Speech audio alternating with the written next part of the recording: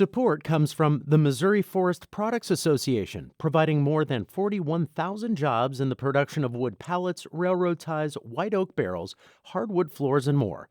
Details at choosewood.com. From the St. Louis Public Radio Newsroom, this is The Gateway. It's Monday, May 18th. I'm Wayne Pratt. Ahead, many non-essential businesses in St. Louis City and County are planning to reopen today. Kirkwood Ice and Fuel manager Corey Harris says her restaurant is welcoming back customers with some restrictions. I'd like to think that our customers are respectful, but, we'll just have to, really monitor it. Ultimately, if people aren't following the rules, we don't want to be an area that people get sick. That restaurant and many other businesses have been shut down for weeks because of COVID-19. Also today, we will wrap up the just completed Missouri legislative session. Restaurants in St. Louis and St. Louis County are among the non-essential businesses allowed to reopen today for dine-in service. But as St. Louis Public Radio's Corinne Ruff reports, many, like Crown Candy in Old North St. Louis, are taking a wait-and-see approach. Andy Karanzev is in no rush to reopen the dining room of his restaurant, Crown Candy. He just brought his employees back last week to launch curbside pickup of food, and he wants to see how that goes first. Karanzev says he doesn't yet feel comfortable with the health risks of sit-down service. The biggest concern for any of us in this business right now, I can tell you, is you don't want to be the restaurant that has the COVID-19 infection, and then it's like, oh my God, I ate lunch there. Maybe I've got COVID-19. Karanzev says he wants to wait and see what happens over the next few weeks. That also gives him time to think about how to reopen in a safe and profitable way. He says that might mean installing plexiglass barriers between booths so he can seat more customers. I'm Corinne Ruff, St. Louis Public Radio. Many shopping centers in the area are also slated to reopen today. Beauty salons, barbers, and other grooming businesses can reopen. Customers will have to wait in their cars until workers ask them to come inside for their appointment. Illinois Governor J.B. Pritzker says he is concerned about Illinois residents traveling to neighboring states that have reopened. He says the potential to spread COVID-19 has not gone away. The virus knows no boundaries, and the virus only knows that it is sort of searching for the next person to infect. Pritzker says people gathering in bars and restaurants in other states could spread the virus when they return to Illinois. Many colleges in the region are making plans to welcome students back to their campuses for the fall semester, but as St. Louis Public Radio's Ryan Delaney reports, they will be ready to revert back to distance learning. Students will probably still do a large amount of coursework online in the fall, but they could meet in person for small group discussions and labs. Dining halls might offer only takeout, and dorms could house only vulnerable or international students. St. Louis University President Fred Postello says that while the school is driving toward an on-campus fall semester, it could start online. Or we'll also be prepared for starting face-to-face, and as we did this term, pivoting to online at some point, if necessary. Not all institutions have announced plans. Some large universities around the country have already decided to stay online in the fall, and that uncertainty is hurting enrollment at some schools. I'm Ryan Delaney, St. Louis Public Radio. St. Louis area performers will take part in a telethon-style benefit concert this month to help artists hit hard by the pandemic. Organizers are hoping to raise $250,000 for the Regional Arts Commission's Emergency Fund to help artists who have lost their livelihoods. Tom Ridgely of Shakespeare Festival St. Louis will direct the show.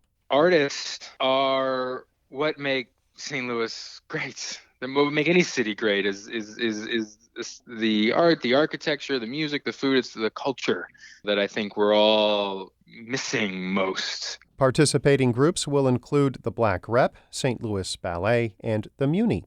The May 31st concert will stream on the web.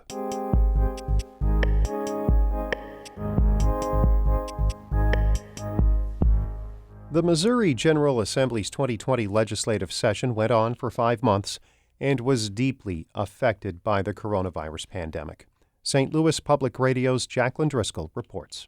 Both Republicans and Democrats in the Missouri legislature agreed on one thing. This was a highly unusual legislative session. That was evident even in the routine press conferences that follow after each chamber gavels to a close.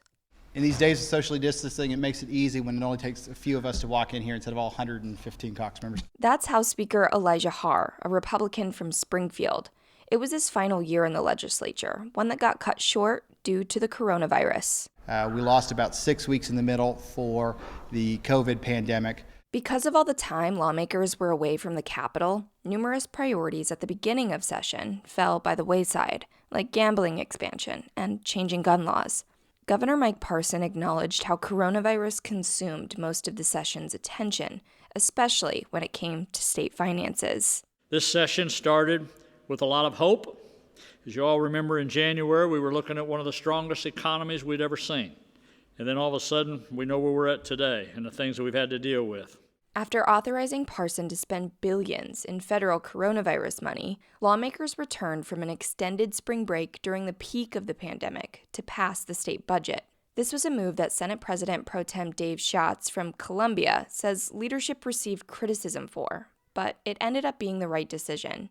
I think the work that went into that obviously was incredible. It fully funds public education, maintains level funding for our colleges and universities, and it maximizes every resource available to us for the benefit of Missourians and their local communities. But Democratic Representative Kip Kendrick from Columbia, a ranking member of the Budget Committee, didn't agree. He says the budget is unbalanced. This budget that we passed is going to rely on additional federal money coming down to the state in order to balance the budget.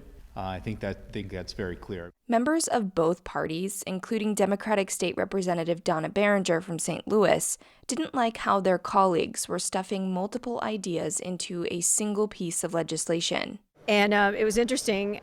We always call it sausaging. But someone said to me, well, you know what? I think this is more like tripe. It's just unpalatable. State Representative Kevin Windham, a Democrat from Hillsdale, contended that the GOP leadership's priorities were out of whack. He said he anticipated more COVID-related bills being discussed on the floor. And I was distressed, for lack of a better word, when I came and found that we were talking about biodiesel and feral hogs and brass knuckles being legalized, when we still haven't talked about different things like face masks or tracing apps. Other legislation receiving complaints from Democrats were caps on punitive damages and a ballot initiative to undo a state legislative redistricting plan that voters backed in 2018. And lawmakers from both parties were disappointed that a statewide prescription drug monitoring program and an online sales tax failed to pass. Haahr said they did prioritize COVID-19, pointing to an expansion of absentee balloting, but he also said this. It's important to say we're not just going to be here for one or two issues. If we're going to be here, we're going to be here to work. And that means early mornings and long nights. And it means that some of the issues that we had prioritized before the pandemic were issues that we were going to try to finish after the pandemic.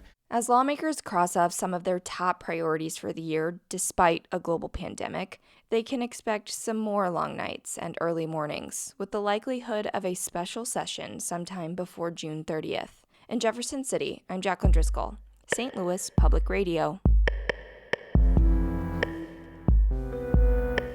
Our Fred Ehrlich edited that report. Shula Newman is the executive editor of St. Louis Public Radio, music by Ryan McNeely of Adult Fur. I'm Wayne Pratt.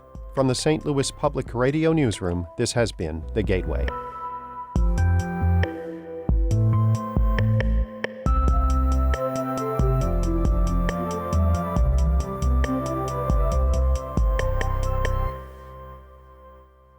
Support comes from the Missouri Forest Products Association, providing more than 41,000 jobs in the production of wood pallets, railroad ties, white oak barrels, hardwood floors, and more. Details at choosewood.com.